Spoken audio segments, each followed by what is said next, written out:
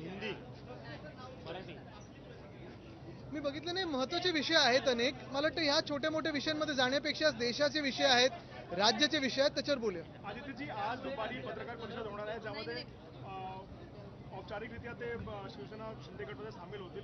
काय सांगाल तुम्ही त्याबद्दल? मला वाटतं शिवसेना शिंदे गट वगैरे नाही, एकच शिवसेना आहे, ती म्हणजे शिवसेना उद्धव बाळासाहेब ठाकरे पक्ष. दुसरे आहेत ते भाजपचे गुलाम आहेत. आणि ह्याच्यात आपण पाहिलं असेल, हे जे विकाऊ लोक आहेत जे आज तिकडे चाललेले आहेत, जनतेने पाहिलेलं आहे की आज लाडक्या बहिणी 85 लाख लाडक्या बहिणींना त्या योजनेतून बाहेर काढलेलं आहे. आज शेतकऱ्यांची कर्जमाफी, म्हणजे आम्ही कर्जमुक्ती केली आहे, कर्जमाफी बोलतात, ती देखील पूर्णपणे होत नाही, ती फसवी होत आहे. एका बाजूला बीएसटीला द्यायला पैसे नाही, दुसऱ्या बाजूला आपण पाहतोय जे कामं चालली आहेत महाराष्ट्र राज्यामध्ये ती बिलं काढली नाही जात आहेत. पण ह्या सगळ्या लोकांना विकत घ्यायला यांच्याकडे पैसे आहेत. ही विकाऊ लोक, हे नालायक लोक जे आज तिथे चाललेले आहेत, परवा संजय राऊतजींनी त्यांचं चांगलं वर्णन केलं, ही लोक जी गेलेली आहेत, ह्यांना जनता कुठचं ऑपरेशन करायचं ठरवेल. पण ह्याच्यात एक महत्त्वाचं आहे, हे सगळे जे खोटारडे लोक आज तिथे चाललेले आहेत, हे जिंकून आले ते भाजपाच्या विरोधातल्या मतांवर.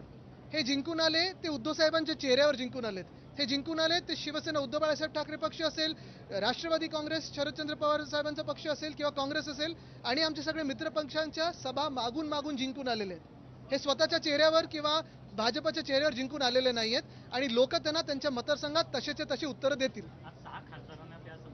त्यांच्याबद्दल बोलत होतो.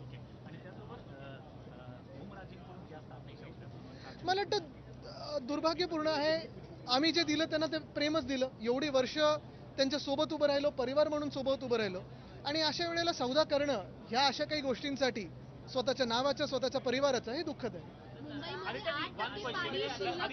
पूर्ण मराठी उद्या मग तुमच्याकडे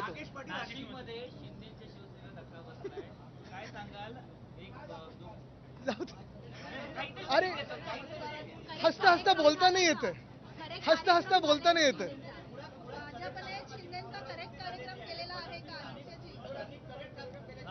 अरे ये तो सिर्फ ट्रेलर है. मुंबईमध्ये केवळ 8% पाणी, मुंबईमध्ये 8% पाणी शिल्लक राहिलं आहे. मराठी उद्या मग ऐका, मराठी उद्या मग हिंदी करू, मग इंग्लिश करू, सगळ्या भाषा करू. मुंबईमध्ये केवळ 8% पाणी शिल्लक राहिलं आहे आणि पहिल्यांदाच असं होतंय की जे रिझर्व्ड पाणी आहे ते वापरण्याची वेळ येत आहे महापालिकेवर. आणि असे देखील सांगण्यात येते की जे सांडपाणी आहे त्याची प्रक्रिया करून पिण्याच्या पाण्यात मी हे अनेकदा आधी पण म्हटलेलं आहे आणि आता पण म्हणत आहे. आपण पाहिलं असेल, भाजपला देशात दंगे करता येतात, गदारोळ करता येतो, प्रचार खूप चांगला करता येतो, एक वेगळं वातावरण बनवता येतं. लोकांची जी मनं आहेत ती तशी एका वेगळ्या प्रकारे मतभेद किंवा ते सगळं करून लोकांना एकदम त्या कसं त्याच्यात खेचायचं हे येतं. पण महत्त्वाची गोष्ट एवढंच आहे की भाजपला शासन करता येत नाही, सरकार चालवता येत नाही. आत्ता आपण पाहिलं असेल, मुंबईला इतिहासात पहिल्यांदा पाण्याचा कट, तर आपण ठीक आहे वर्षानुवर्ष थोडं ते पाणी ॲडजस्ट करायला लावतो, पण पाण्याचा कट 10% सांगूनही मला वाटतं जास्ती लागलेलं आहे. जे पाणी येतं आहे ते गढूळ पाणी येत आहे. आणि असं सगळं मुंबई कधी अशी चालत नव्हती आधी. आता नुसतं पाण्याचे कट नाही तर विजेचे कट देखील लागायला लागलेले आहेत. बीएसटीचा पॉवर ट्रिपिंग व्हायला लागलेला आहे. आणि एवढं नुसतं मुंबईत नाही तर पुण्यात आलटून पालटून पाणी यायला लागलेलं आहे. म्हणजे इथेनॉल सगळ्यासाठी पाणी खेचतायत, पण अजूनही लोकांना पिण्याचं पाणी मिळत नाहीये. आणि म्हणून भाजप सरकार चालवण्यापेक्षा नुसतं तोडफोड कशी करायची, लोकांचे पक्ष कसे फोडायची, लोकांची घरं कशी तोडायची, ह्याच्यावर लक्ष केंद्रित करू नये. थोडं ह्याच्याकडून लक्ष काढलं, निवडणुकीकडून लक्ष काढलं आणि शासन जिथे जिथे जिंकलेत ते चालवण्यात जर लक्ष दिलं तर सरकार अजून चांगली चालू शकतात. पण हेच माझं म्हणणं आहे की हे आमदार फोडा, मग आता खासदार फोडू, मग आता आम्ही परत एकदा तुमचे आमदार फोडू, मग नगरसेवक फोडू. थोडं तरी लक्ष तुम्हाला ज्याच्यासाठी निवडून दिलं असेल त्या निवडणूक आयोगाने त्याच्यावर तर टाका. आणि अजून एक तुम्हाला सांगतो, जो डिसॅलिनेशन प्लांट, जो आम्ही समुद्राचं पाणी गोड करण्याचा प्लांट आम्ही काढत होतो, तो जर 2021 साली जो आम्ही मंजूर केला होता तो आत्तापर्यंत पूर्ण केला असता, 2025 साली पूर्ण व्हायला पाहिजे होता, तर ह्यांना आज ही पूर्ण मुंबईकरांवर वेळ आणण्याची पाळीच नसती आली.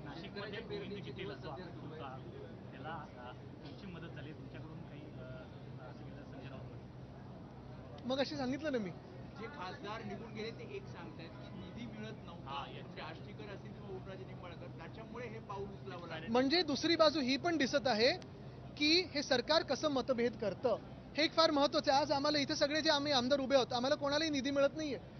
जेव्हा कुठचंही आत्ता एवढ्या 80 वर्षाचा जो इतिहास आहे आपल्या देशाचा, जी कुठची सत्ताधारी पक्ष असतील, विरोधी पक्षाला देखील थोडाफार पण तो निधी तरी द्यायचे, कारण आम्ही जे येतो ते जनतेतून निवडून येतो. जर तुम्ही आम्हाला निधी नाही दिलात तर अन्याय हा फक्त आमच्या मतदारांवर नाही तर तुमच्या पण मतदारांवर तेवढाच होतो, कारण सगळे ह्या देशाचे नागरिक आहेत. हे जरी असलं तरी आम्हाला जे निवडून दिलेलं आहे ते शिवसेना उद्धव बाळासाहेब ठाकरे पक्ष म्हणून निवडून दिलेलं आहे, भाजप विरोधी म्हणून दिलेलं आहे आणि राष्ट्राच्या हितात, महाराष्ट्राच्या हितासाठी आम्हाला निवडून दिलेलं आहे.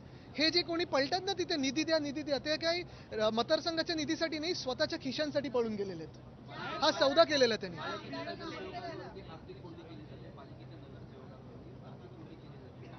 आता तुम्ही हेच तर सांगितलं ना मी, आर्थिक कोंडी म्हणजे पैसे कोणाचे? जनतेचे आहेत ना.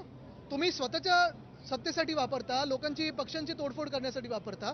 हे पैसे जे आहेत ते जनतेचे, जनहिताचे, तसे वापरले गेले पाहिजेत. पण एका बाजूला तुम्ही पाहिलं असेल मिसिंग लिंकवर पुण्याच्यात तर मी गेलो होतो परवा, मला तुम्ही 10 मीटर दाखवा जे सपाट असेल, तिथे पण भ्रष्टाचार दिसतोय. वरती खालती रस्ता आहे. एक रस्त्याने चांगला बनवलेला दाखवा मला. नॅशनल हायवे दाखवा किंवा स्टेट हायवे दाखवा किंवा MSRDCचा दाखवा. हा तुमचा मगाच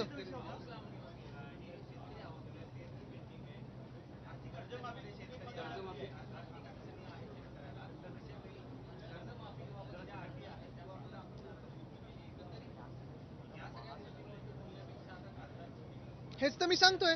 म्हणजे हे सगळं सोडून भाजप आणि त्यांचे जे मित्र पक्ष आहेत आणि त्यांचे जे गुलाम पक्ष आहेत ते नुसतं खासदार कसे फोडायचे, आमदार कसे फोडायचे, सत्ता अजून कशी प्राप्त करायची.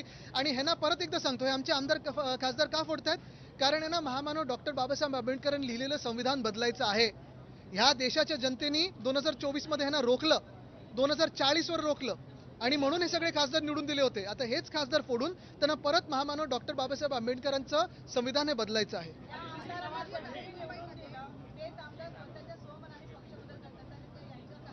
100% होणार आणि हे डिस्क्वालिफाय होणार. जर ह्या देशात न्याय प्रक्रिया असेल तर ती न्याय प्रक्रिया आहे ना डिस्क्वालिफाय करेल. जर असेल तर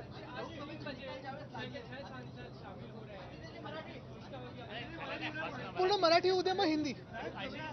महानगरपालिकेचा होता पाहिला गेला तर आता शिंदे गट जो एक महापालिकेचा तो म्हणतो गट नाही, ती कटकट आहे हो यांची. त्यांचं म्हणणं असं आहे की लोकसभेचे निकाल लागले होते त्यानंतर महाविकास आघाडीला चांगलं यश मिळालं, मात्र त्याच देशाला वोट जिहाद मी आज तुम्हाला परत सांगतो, महत्वाची गोष्ट हीच आहे की हे जी त्यांनी तोडफोड केली, हे 6चे 6 जे आहेत विकाऊ लोक, त्यांनी राजीनामा द्यावा आणि पुन्हा एकदा भाजपच्या चेहऱ्यावर जे कोण त्यांचे प्रमुख नेते असतील त्यांच्या चेहऱ्यावर आज निवडणूक लढवावी. आज पण त्यांना हरवून दाखवा. नवी मुंबईमध्ये नियमांचं उल्लंघन करून डान्स बार अद्यापही सुरू आहेत.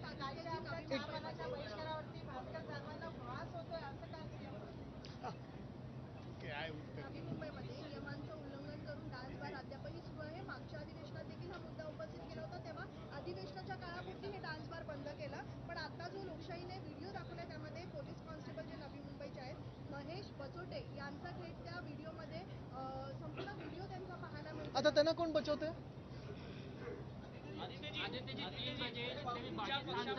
तुमचा पहिला प्रश्न होता, आता झाला. थांब, आमच्या वरळीचे एक शेवटचा प्रश्न देऊया. BDD मतभेद असल्याचं आता खुलेपणाने दिसत आहे.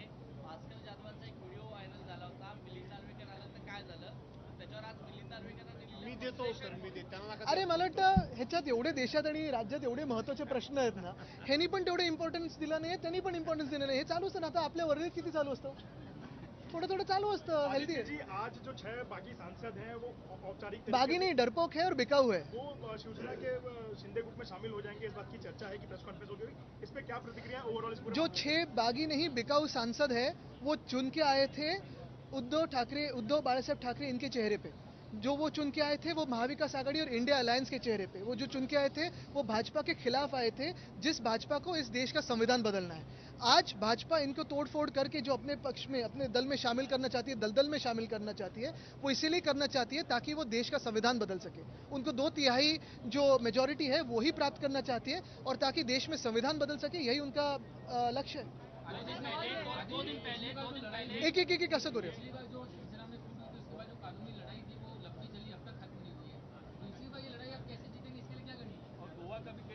यही तो बात है. अगर इस देश में कानून व्यवस्था है, न्याय प्रक्रिया है, तो हम यही अपेक्षित करते हैं कि न्याय हमें मिले. ये न्याय सिर्फ हमारे पार्टी के लिए नहीं है. जैसे आज हमारी पार्टी को तोड़ा है, वैसे आम आदमी पार्टी को भी तोड़ा, TMC को तोड़ा है, कल कोई भाजपा को जाके तोड़ेगा. लेकिन क्योंकि ऐसे राक्षस तो उधर भी जा सकते हैं, लेकिन यही बात है कि अगर हम कानून से चले, क्या हम संविधान से चले, तो फिर इस देश में संविधान का अगर राज्य हो और संविधान का राज हो तो हमें न्याय मिलेगा, यही अपेक्षा है। और अगली तारीख जब है तभी न्याय मिलेगा, यही हम अपेक्षा कर रहे हैं। पार्टी में जो फूट हो रही है वो बारदार ये कह रहे हैं कि हमें फंड नहीं मिल रहा था, इसलिए जाना जरूरी, अपने कार्यकर्ताओं से बात करते हुए कहते हैं क्या सत्ता के साथ जाना बहुत जरूरी है, क्योंकि क्या कभी उन्होंने आपके पास ये शिकायत की थी, क्या सिर्फ फंड? हम सारे जो यहाँ विधायक हैं, हमें भी जो स्पेशल फंड है वो कभी नहीं मिलता है, वैसे ही ना सांसदों को मिलता है। लेकिन ये लड़ाई फंड के बारे में नहीं है। लोग भी समझते हैं कि ये भाजपा का जो शासन है वो शासन पे नहीं ध्यान देता है। आज देखो किसानों का कर्जा माफ नहीं हुआ है ठीक तरीके से, महिलाओं को लाडली बहना योजना से 80 लाख महिलाओं को निकाला है। बहुत सारे प्रश्न हैं। आज महंगाई बढ़ती जा रही है, गैस डीजल पेट्रोल के तो सवाल है ही, लेकिन ये सारी बातें छोड़ के नीट का भी सवाल तो है ही। ये सारी बातें एक तरफ, और भाजपा का जो एक सत्ता पिपासु वृत्ति है उनकी, वो तो दिख रही है। उनको 2/3 मेजोरिटी चाहिए ताकि वह संविधान बदले। और आज ये जो फंड के बारे में बात कर रहे हैं, ये तो स्पष्ट कर रहे हैं कि भाजपा का शासन फेयर नहीं है, अनफेयर है। शिवसेना विधायक कह रहे हैं कि ऑपरेशन टाइगर 2 आज खत्म हुआ, टाइगर 3 ऑपरेशन की शुरुआत हुई है। शिवसेना विधायक ये मेरे साथ है, विधायक हमारे संपर्क में है। यही करते रहो, जिंदगी भर यही करते रहो, लेकिन शासन कब चलाओगे?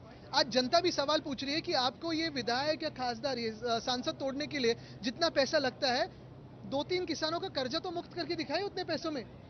यही बात है ना कि आज चुन के किस लिए दिया था, क्यों दिया आपको चुन के?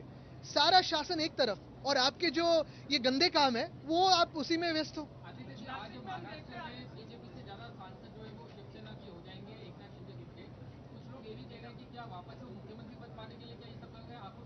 मुझे लगने से ज्यादा फडणवीस साहब को क्या लगता है ये आप देखें।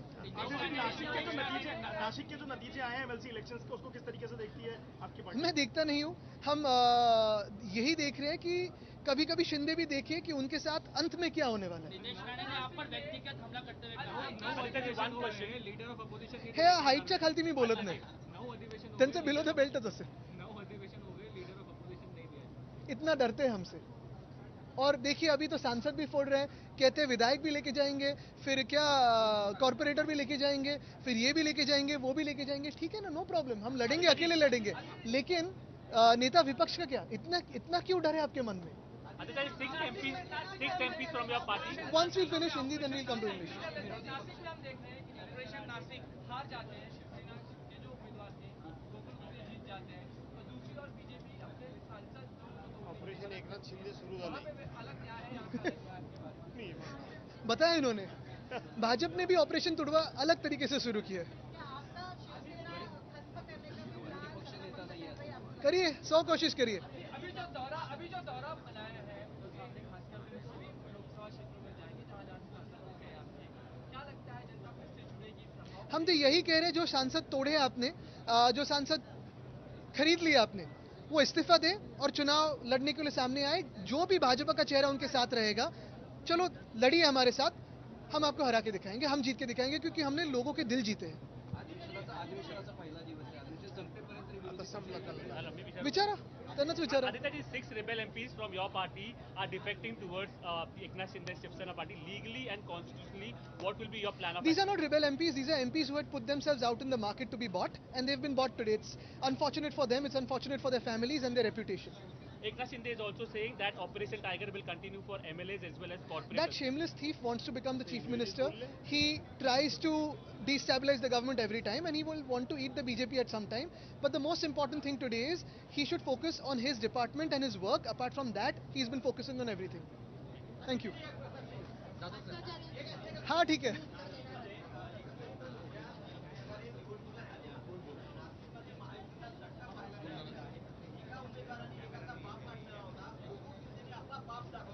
मला वाटतं सगळ्या घाणेरड्या राजकारणाला बाजूला ठेवून मी सतत सांगत आहे की लोक बघतात की तुम्हाला तर निवडून दिलं ना, तुम्ही काम काय करताय?